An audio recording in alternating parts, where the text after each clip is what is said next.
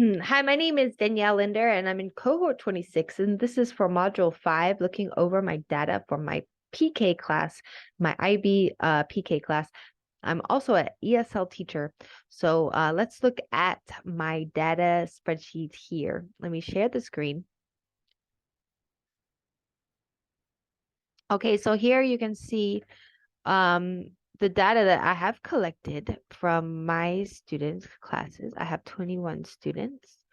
And here you can see I have ME, which is for meeting expectations, EE, which is exceeding expectations, and NME, which is not meeting expectations.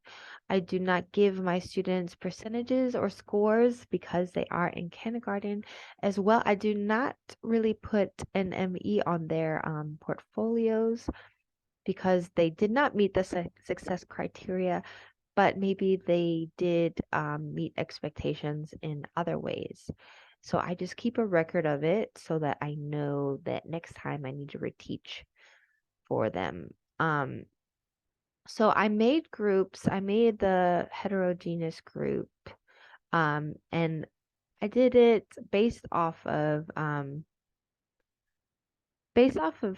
mostly on two things. I did this group.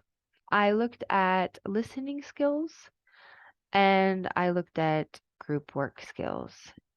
As well, I did take into consideration how they performed across the board. So like my first student here is Alan, and I put them in groups of 3 or groups of 4. And so this Alan will be in group 4.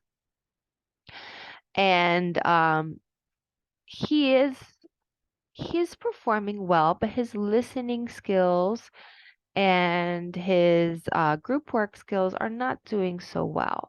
So I would put him together with seven whose behavior skills as well as listening and group work skills are exceptional.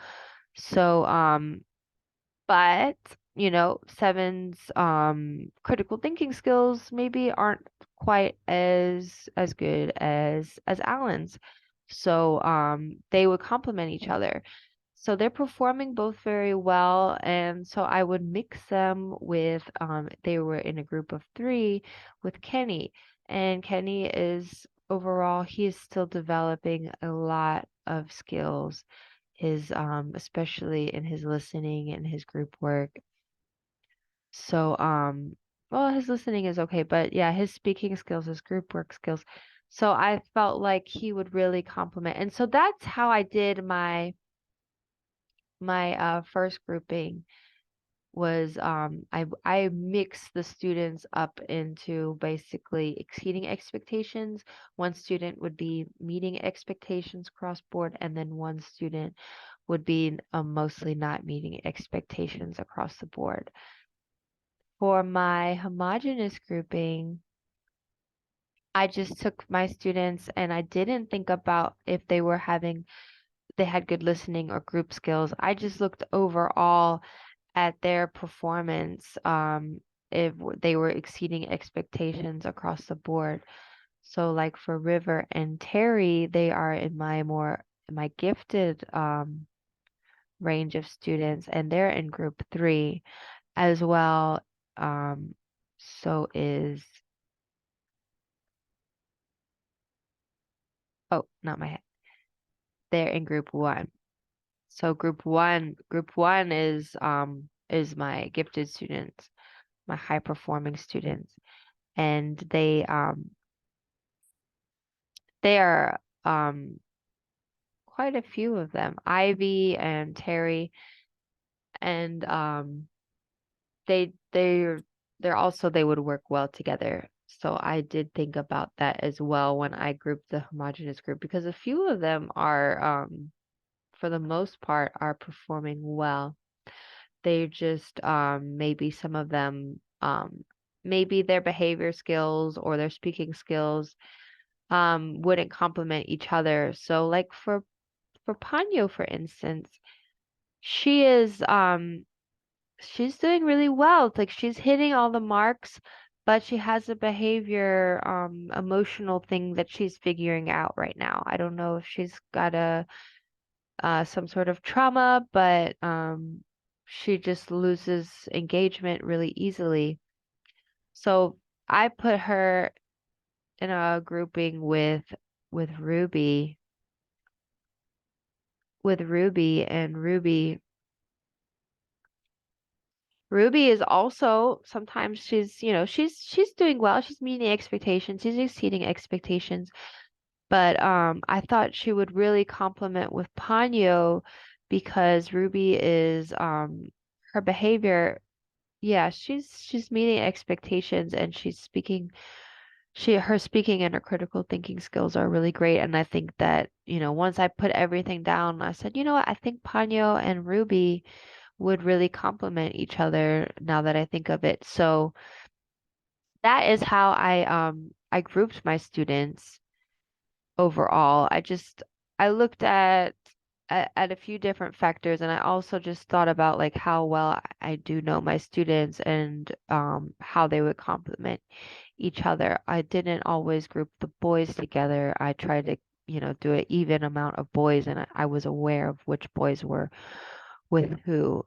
So that was also a factor. Um,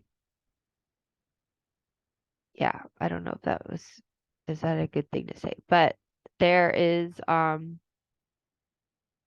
lot of things that I would do to level out my students. So here I do a lot of phonics, and that's a majority of what my ESL classes are.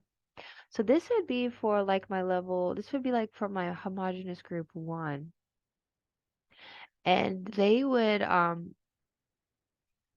be able to, they know group 1 and group 2, they know letters A through Z, and they know all of these words in English. So they would be able to, okay, son, they could write S as well. Their motor skills are really good. So, and if not, then, I can help them. So this would be an example of a worksheet to give to my level 1 students. And I could just give them this worksheet as a group and just kind of leave them alone. They could figure it out for themselves. Whereas for my other students, and I got this off of k5learning.com, my groups of 5 and 6 students, they would need basically for me to spend a lot of the classroom just next to them and just basically reviewing A through Z and just be like, okay, pig, where is p, b, k, h, er? Okay, where is p? So I would have to basically just stay with those students if we were going to do a worksheet. And so for online classes, I found this really great online tool, this education.com games. And this would be great for an online class, and I could give the students a link to the game and then put them in breakout rooms based off of you know, how they're doing, and then we could assign which one to share the screen or who would be the leader. Um, and so like this one, blending sounds. This would be great for my level 1, even my level 4 students, or my group 4 students. And this would be very engaging for an online classroom. You can see here. The bridges are out, and everyone needs to get to school. Fix the bridge by creating words. First, click on a letter, then move it to the box where it belongs. Make the word leg. Leg. So we could say leg. So they leg. so my level or my group 1, my group 2, they could do this easily. Whereas with my level or my group 5 and my group 6 students, they would need to do just like letter sound matchup, or they could do monster letters where they're just like looking at videos about the letters and the letter sounds. And so that is how I would level out and put them in different groups if we were going to do online. As well, I saw on this, there's bingo. There's like you could play CVC bingo. And so like I could give the same students the same AP, but maybe for my 5 and 6 students, I could make my own worksheet and put like just put OT, AT, not put the whole like, you know, the whole word there, just put OT, AT. And my students that are level like 1 and 2 and 3, they could actually get the whole full CVC instead of just the US. They could get the whole CVC and it could be the same and everybody could play. It could be basically the same game. So that's how I would do like a group game as well, and just to show them, as well. If I'm going to if I'm going to teach my students and have them do worksheets, I a lot of times I differentiate for my students based off of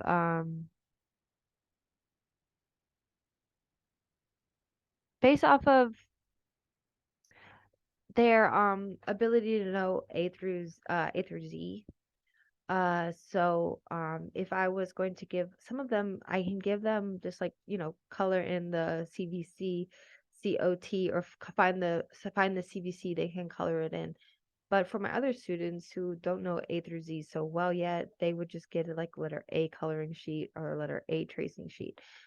As well, some of my students, I've had special needs students in the past, they would maybe need to have like something like a like a hand, like a not, they would have to like, use one of those plates, those like A letter plates, and they could just like color over letter A, or we could do like clay instead. There's a lot of options to differentiate for my students with different fine motor skills and these sorts of things, which I have to do like every day almost. So yeah, so that would be my presentation, and that's what I saw really, the data that I looked at for my students. I did think about different grouping, and it did really make me think about like who would complement each other, as well as like, oh yeah, I didn't realize like, Terry's really doing well. Like once that I look back on all of our assessments, I was like, oh, Terry's doing good. So it did help me like see like who's high performing overall. And so, yeah, that was really good for me. So thank you so much for looking at this, and just knowing that looking at data really does help you understand who's going to work it together and who's going to help improve each other. And I'll try out these groupings when I go back to work on Monday. So, okay, bye bye. Thank you so much.